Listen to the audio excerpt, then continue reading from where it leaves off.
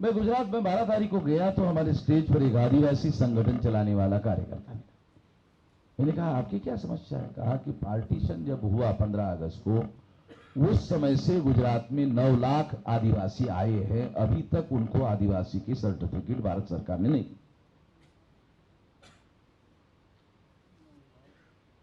जो लोग अभी 2000 के बाद दुखी होकर पाकिस्तान से, अफगानिस्तान से, अब अफगानिस्तान से क्या बोल रहे, सिख लोग आए। 84 में इंदिरा गांधी ने स्वर्ण मंदिर पर हमला किया, और यह हमला करने के लिए आप सुनकर हैरान हो जाओगे, रशिया की फौज बुलाई, इंग्लैंड की फौज बुलाई और भारत की फौज बुलाई। 3 देशों की फौज बुलाकर 84 में स्वर्ण मंदिर पर, गोल्डन टेम्पल पर, दरबार साहिब पर हमला किया। उसका नाम है ऑपरेशन ब्लू स्टार। उसके बाद वुडरोज, ऑपरेशन वुडरोज, 2 लाख सिख नौजवानों को घरों में घुसकर बाहर निकाला, एनकाउंटर में मार दिया। हैदराबाद के 4 लोगों को मारा तो सुप्रीम कोर्ट ने इंक्वायरी कमीशन बिठाया। 2 लाख सिख नौजवानों को मारा, एक आदमी की भी इंक्वायरी नहीं। जसवंत सिंह खालड़ा नाम का एक सिख कनाडा से भारत में इसकी जांच पड़ताल और डाटा इकट्ठा करने के लिए आया। 2 लाख में से 25,000 नौजवानों को एनकाउंटर में मारा, उसका डाटा इकट्ठा किया नाम के साथ। अच्छा, वो डाटा कैसे मिला उसको? डाटा ऐसे मिला कि उनको जलाने के लिए लकड़ी खरीदी गई, तो लकड़ी खरीदने के लिए वो रसीद बनानी पड़ी है, इतने रुपए की लकड़ी खरीदी, तो वहां वो नाम मिला। अरे वो सारी रसीदें उसने इकट्ठी की, 25,000 रसीदें उसने इकट्ठा की, और सरकार को मालूम हो गया कि जसवंत सिंह खालड़ा इस तरह का डाटा इकट्ठा कर रहा है। पुलिस उसके घर में आए और गाड़ी पहुंचते पहुंचते उसको उठा करके ले गए। उसकी लाश भी नहीं, अभी उसकी लाश भी नहीं मिली अभी तक, वो कहां गया? तो जो सरकार आज की अफगानिस्तान के दुखी सिखों को भारत में लाकर सिटीजनशिप देने की बात कर रही है, उन लोगों ने भारत के वुडरोज ऑपरेशन में 2 लाख सिख नौजवानों को एनकाउंटर में मारा।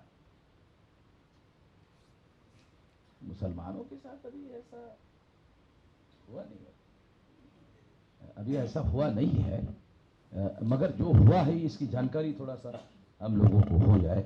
9 लाख गुजरात के आदिवासियों की बात मैंने आपको बताया।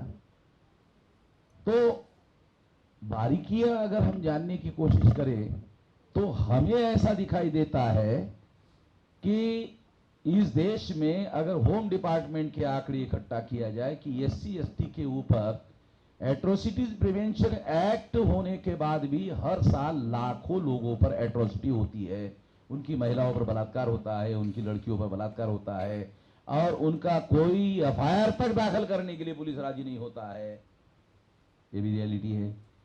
पाकिस्तान के लोगों ने, मुस्लिम है इसलिए अत्याचार किया, अत्याचार से पीड़ित होकर लोग भारत में आ रहे हैं, इसलिए हम नागरिकता दे रहे हैं। इधर ही अत्याचार हो रहा है, उसको कहां भेजोगे? उसको कौन से देश में भेज करके उनको नागरिकता दोगे? उनको तो दे रहे हो, उनके साथ क्या कर रहे हो? तो इससे पता चलता है कि ये मामला नहीं है जो बता रहे हैं, जो वो प्रोपेगेंडा कर रहे हैं, जो प्रचार कर रहे हैं, इसका मतलब ये है कि ये मामला नहीं है, मामला कुछ और है जो वो छुपा के रखा हुआ है। 26 जनवरी 1950 को संविधान लागू हुआ। 1952 को प्रथम लोकसभा का चुनाव हुआ। पंडित जवाहरलाल नेहरू ने 3.5% ब्राह्मणों को 60% टिकटें दी।